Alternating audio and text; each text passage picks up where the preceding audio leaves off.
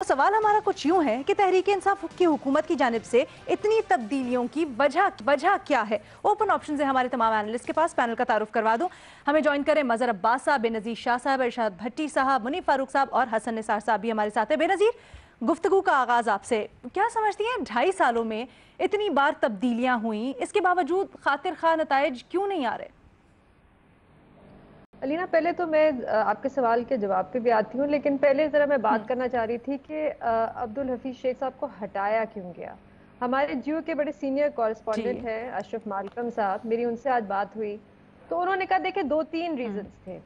एक तो वो कहते हैं कि जो मुंतखब अरकान थे और जो वज़रा थे वो हफीज़ शेख साहब से खुश नहीं थे, क्योंकि वो कंप्लेन करते थे कि जब हम फंड्स की बात करने जाते हैं उनके दफ्तर तो वो हमें घंटों बाहर इंतजार कराते हैं और फिर हमसे सही तरह बात भी नहीं करते। तो वो काफी देर से कंप्लेन कर रहे थे वजीर आजम को। दूसरी जो चीज थी, जो एक काफी देर से एक तासुर रहा है, वो ये है कि अब्दुल हफीज शेख साहब कभी वजीर आजम की चॉइस थे ही नहीं।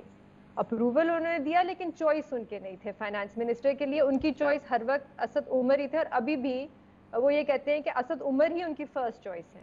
अच्छा, तीसरी रीजन जो उन्होंने बताया, जो वजह बताई, वो ये है कि इस्लामाबाद हाई कोर्ट का कुछ महीने पहले एक फैसला आया था जिसमें लिखा हुआ था कि जो अनइलेक्टेड ऑफिशियल्स होते हैं जैसे एडवाइजर्स और स्पेशल असिस्टेंट, वो किसी हुकूमती कमेटी की सरबराही नहीं कर सकते और ना ही उनके पास कोई एग्जीक्यूटिव पावर होनी चाहिए। तो इस फैसले के बाद अगर जून के बाद हफीज शेख साहब दोबारा एडवाइजर बनते तो वो किसी कमेटी को हेड नहीं कर सकते थे और ना ही वो कोई एग्जीक्यूटिव डिसीजन ले सकते थे। तो 2-3 रीजन उन्होंने बताए कि जिसकी वजह से उनको अभी ओहदे से हटाया गया। अच्छा, हमाद अजहर साहब की भी बात कर लेते हैं, क्योंकि बाबर अवान साहब ने कल ट्वीट की कि वो बेस्ट चॉइस है इस मिनिस्ट्री के लिए, क्योंकि वो आर्टिकुलेट भी हैं और वो हार्ड वर्किंग भी हैं। फिर शिबली फराज साहब ने कहा क्योंकि वो यंग हैं, वो नई पॉलिसीज लाएंगे, और बिल्कुल हो सकता है उन्होंने सारी ये क्वालिटीज हो। लेकिन फिर अलीना, सवाल ये बनता है कि फिर आपने 2018 में उनको क्यों नहीं फाइनेंस मिनिस्टर बनाया, या जब असद उमर साहब को हटाया तो तब आपने उनको क्यों नहीं फाइनेंस मिनिस्टर बनाया, अगर उनमें ये सारी क्वालिटीज थी और वो बेस्ट चॉइस है इस मिनिस्ट्री के लिए। या जब आपने उनको रेवेन्यू का पोर्टफोलियो दिया तो बाद में आपने रेवेन्यू का पोर्टफोलियो उनसे क्यों वापस ले लिया। तो अभी जो लगता है अलीना, जो प्रॉब्लम लगती है वो ये है कि शायद हमाद अजहर साहब इस मिनिस्ट्री के लिए सही फिट नहीं है, लेकिन क्योंकि ऑप्शंस कोई नहीं है, क्योंकि असद उमर साहब को दोबारा फाइनेंस मिनिस्टर नहीं बनाया जा सकता, इसलिए उन्होंने ये ऑप्शन, ये एक ही ऑप्शन थी तो एक किस्म की मजबूरी के तहत ये ऑप्शन ली गई।